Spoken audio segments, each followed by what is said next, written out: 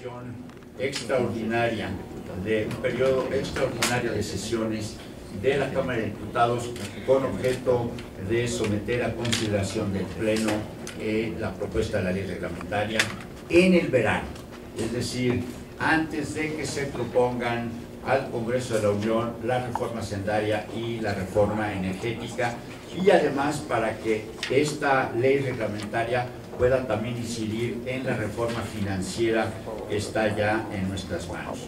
Pensamos que si no se conciben estas cuatro reformas en su integralidad, es muy difícil que podamos efectivamente lograr el inicio. Y nada más les quiero leer obviamente el índice, no quiero tomar más tiempo de ustedes. El primer punto, bueno, tenemos obviamente una introducción de por qué efectivamente podemos hacer ya la ley reglamentaria, una exposición de motivos donde vienen las cifras sobre la economía mexicana que les mencioné, y el número 3 romano, que son los ejes rectores. El número 1 de los ejes rectores es la definición de competitividad. Como ya habíamos acordado en esta comisión desde hace creo que 6 o 7 meses, vamos a definir la competitividad en términos de productividad. Es decir, el que la definamos en términos de productividad y no de competencia, que le toca al artículo 28 constitucional y por lo tanto es otra ley, que además ya existe, que nosotros definiéramos competitividad en términos del incremento anual sostenido de la productividad total de los factores.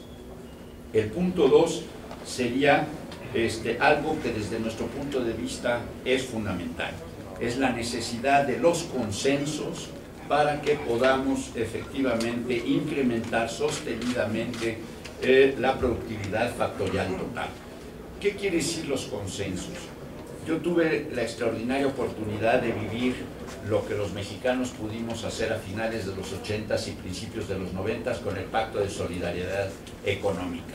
Es decir, se juntaron los sectores gobierno, bueno, lo que en la Constitución llaman sector público, sector privado y sector social, es decir, el gobierno, los principales representantes de los empresarios, los principales representantes de los trabajadores, y en este caso nosotros agregamos los principales representantes y ya lo hicimos en el Comité Nacional de Productividad, como lo verán ustedes el lunes próximo, los principales representantes de las instituciones de educación superior y de las instituciones de investigación, para que efectivamente le puedan decir en términos de innovación aplicada, es decir, de investigación y transferencia de tecnología aplicada y no básica a la planta productiva, de qué manera podemos ir incrementando nuestra productividad cada año.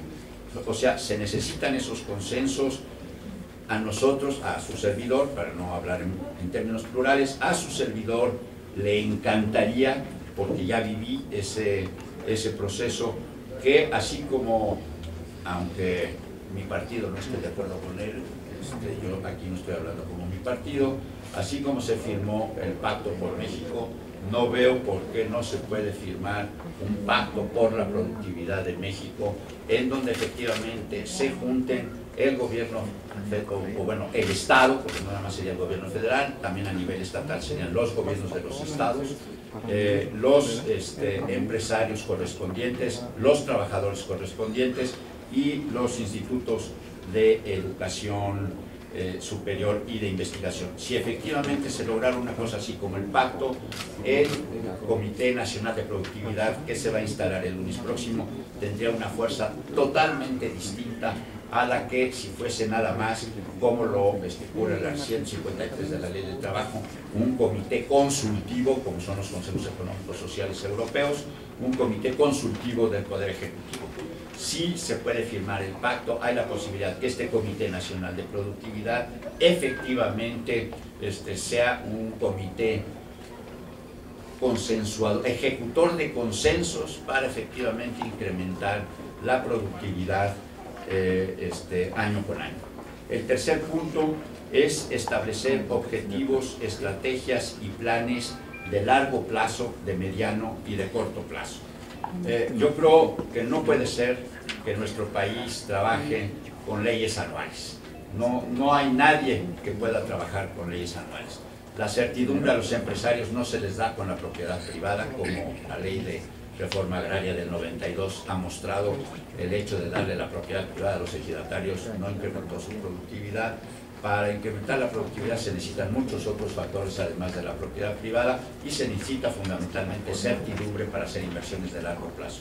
Las grandes empresas transnacionales trabajan con horizontes de 20, 30, 40 años plazo. No puede ser que una nación no pueda trabajar más que con planes de 6 años y con leyes anuales.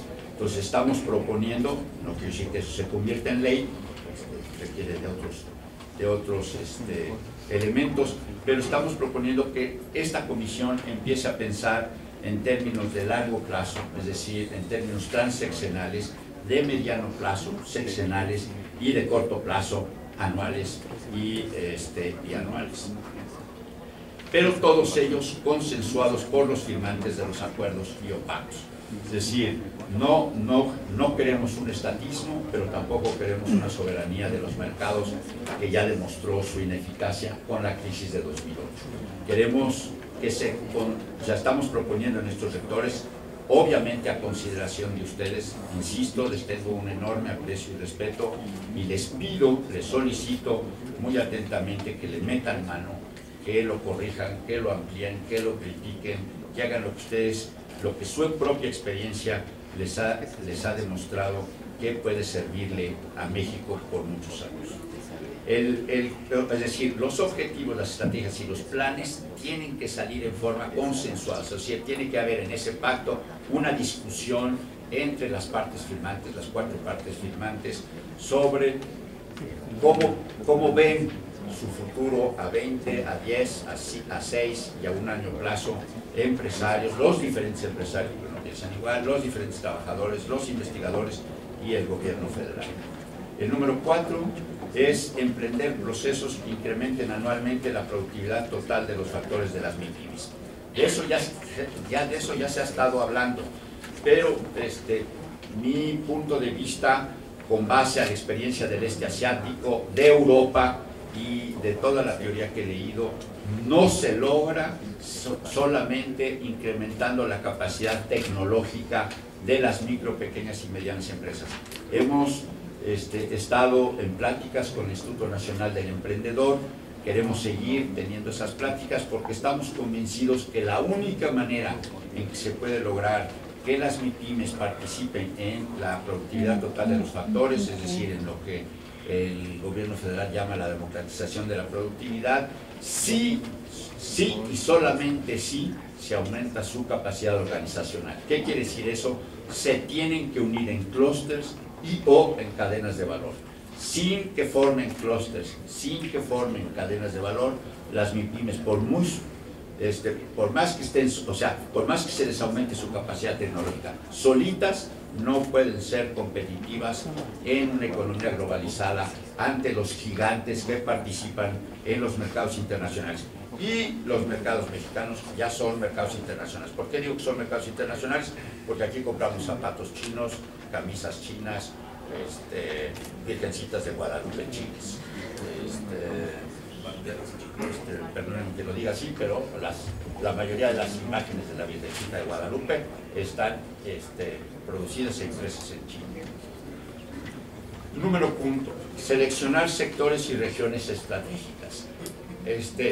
Ese pacto, esos 4 integrantes del pacto tienen que pensar qué sectores, por ejemplo el del vestido, por ejemplo el de automotriz, pueden dar resultados a muy corto plazo.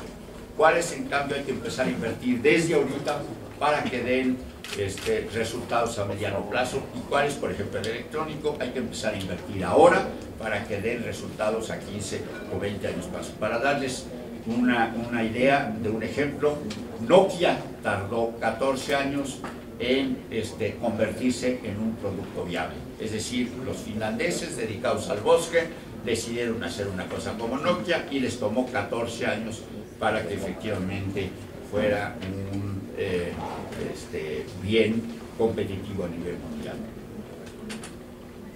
Entonces tenemos que hacer tienen ellos que hacer, yo no voy a pertenecer obviamente, tienen ellos que hacer esa selección de sectores y de regiones estratégicas. Ahí proponemos algo que alguna vez, en el año 2000, sugerimos que se llamaran ciudades rurales. Ofrezco disculpas por la contradicción aristotélica, pero la realidad no se sujeta a las contradicciones de Aristóteles. O sea, puede ser una ciudad y puede ser rural. Por ejemplo, para estados como Guerrero, como Oaxaca, como Chiapas, para regiones igualmente marginadas como las zonas desérticas de Coahuila, de Nuevo León, de San Luis Potosí.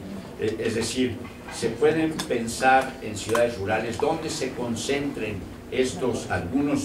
algunas de las empresas de estos sectores estratégicos para que efectivamente podamos democratizar la productividad y empezar a generar bienestar para todos los mexicanos. El punto 6, y los sectores son, insisto, son sectores que, si me permiten pronunciar un elemento teórico, que generen externalidades. ¿Qué quiere decir generar externalidades? Quiere decir derramar sus incrementos en productividad en el mayor número de otros sectores y de otras empresas posibles para efectivamente socializar estos incrementos de la productividad. Luego, no puede ser que las instituciones de educación y de investigación estén totalmente alejadas de la planta productiva. No hay conexión, la más mínima, entre el aparato educativo mexicano y el aparato productivo. Sus innovaciones los traen de las matrices transnacionales que están localizadas en otras partes del mundo.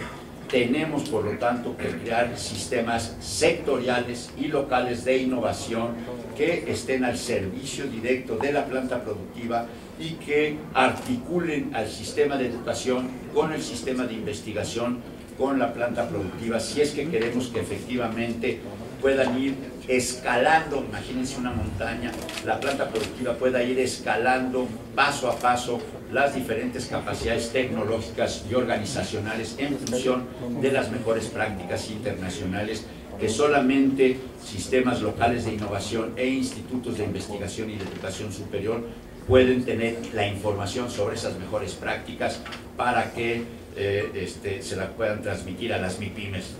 El micro y pequeño empresario no tiene manera de acceder a esa información. Punto 7. Necesitamos una verdadera banca de desarrollo. Pensamos que la reforma financiera que ya está en nuestras manos necesita todavía agregarle algunas cosas más. Hemos estado platicando con algunos de los 6 bancos de desarrollo de este país. Con su asesoría queremos someter a consideración de ustedes una serie de reformas adicionales a la que ya está propuesta, pero tenemos que hacer que la banca de desarrollo sea verdaderamente banca de desarrollo. Necesitamos financiamiento. No puede ser que nada más 26% del financiamiento en este país, ese 26% del PIB sea el financiamiento a la planta productiva en este país. Necesita de alguna manera que la banca de desarrollo incentive a la banca comercial y no nada más la apoye, como José Ángel González nos ha dicho muchas veces aquí, que sea al final de cuentas la que garantice los créditos de la banca comercial y que la banca comercial al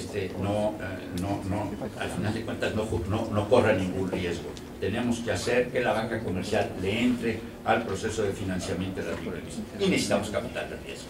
No estamos hablando de asistencialismo, estamos hablando de capital de riesgo. En todos los países desarrollados hay capital de riesgo, aquí en México no. Tenemos que promover el capital de riesgo. Por cierto, se me olvidó decirles, pero está en este documento que someto a consideración de ustedes, que estos pactos tienen que tener matrices de compromiso con indicadores de resultados.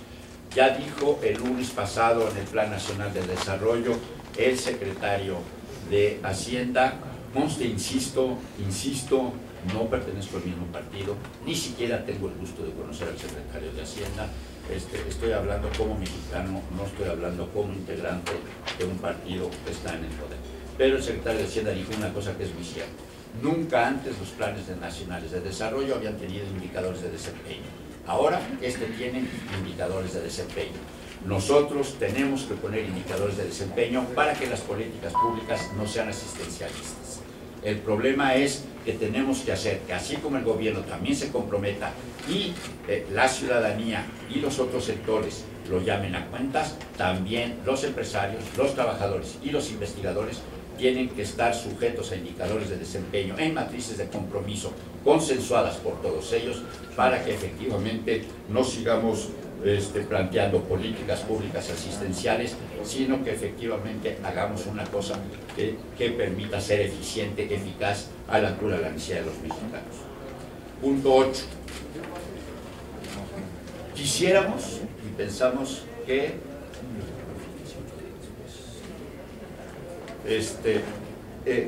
quisiéramos, y yo creo que es algo que podemos pensar entre todos nosotros, cómo platicamos con la Secretaría de Hacienda para que la reforma hacendaria conduzca e incentiva el incremento anual de la productividad. El punto 9 es los 3 órdenes de gobierno y los 3 poderes, así como Pemex, CFE, IMSS, SST e ISSSTE. Puse estos 5 porque son los 5 organismos o instituciones del Estado que más compran, deben establecer como norma el desarrollo de proveedores y de las compras públicas. En 2008 ya hubo una reforma energética que planteaba que Pemex tenía que desarrollar proveedores nacionales.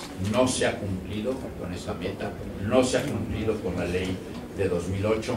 Tenemos que hacer que Pemex y CFE incrementen el contenido nacional de sus compras y promuevan cadenas de valor ex ante y ex post para que efectivamente puedan jalar estas grandes empresas tractoras a la inmensa mayoría de las MIPYMES que existen en el país. Por cierto, en el punto 4 también proponemos, también hemos hablado con las maquiladoras, que las maquiladoras sustituyan sus cadenas de valor del extranjero a nacional, de tal suerte que no volvamos otra vez a estar comprando en el exterior el 81% de lo que exportamos. El secretario de Economía mencionó la cifra de 33%, no decir que el 19% del año pasado es la media es 33%, que es la cifra que mencionó el secretario de Economía. Es decir, insisto, solamente el 33% de lo que exportamos es contenido nacional. Tenemos que subir esa cifra radicalmente. Y pasa lo mismo con Pemex, con CFE, con el Seguro Social, con Comunicaciones y Transportes y con el ISSSTE. Tenemos que incrementar el contenido nacional de las compras de estos grandes organismos nacionales. Y finalmente, el incremento de la productividad de ciertos sectores del Estado y la forma de su control tiene que establecerse. O sea, en la reforma del Estado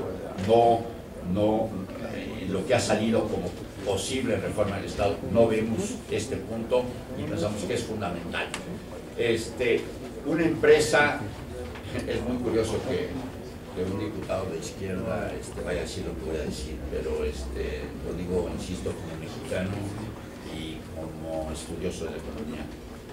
No puede ser que una decisión de un director de una empresa de Pemex sea medido con las mismas reglas que es medido el director de mantenimiento de las carreteras federales. Una cosa, o sea, si yo voy a ser director de una empresa, como cualquier otra empresa, sea pública o privada, tengo que entrarle a los riesgos. Es decir, la inversión implica un riesgo. ¿Me va a salir o no me va a salir? Implica un riesgo. Y en todo el mundo, en China, que es donde rige el Partido Comunista de China, en China las empresas públicas, los directores de las empresas públicas pueden tomar decisiones que impliquen riesgos y por eso no se les mete a la cárcel por haber puesto en riesgo el patrimonio nacional. Entonces, de alguna manera tenemos que encontrar la forma en que dentro del Estado, no estoy hablando de la privatización de Pemex, sino al contrario, los funcionarios públicos que trabajan en empresas productivas, no nada más que administren los bienes públicos, empresas productivas, se les pueda regir con una ley distinta a la ley que impera ahorita para todo el Estado mexicano, porque no es lo mismo tomar una decisión sobre una inversión que implica riesgos a tomar una decisión sobre algo que tiene que ver con la administración pública. Bueno, ofrezco enormes disculpas por lo largo de mi intervención, es producto de 43 años de estar metido en este tema, de 7 talleres con empresarios, con especialistas y con trabajadores que se han llevado a cabo con la coordinación de la Comisión de Competitividad, con los 3 talleres que se van a llevar a cabo la semana próxima y con las pláticas que se han tenido con muchos especialistas, muchos diputados y muchos funcionarios públicos. Le pediría a la secretaria de la comisión que pidiera la palabra a mis compañeras y compañeros para que hicieran uso de ella quienes quisieran intervenir sobre este tema. Bien, estimado presidente.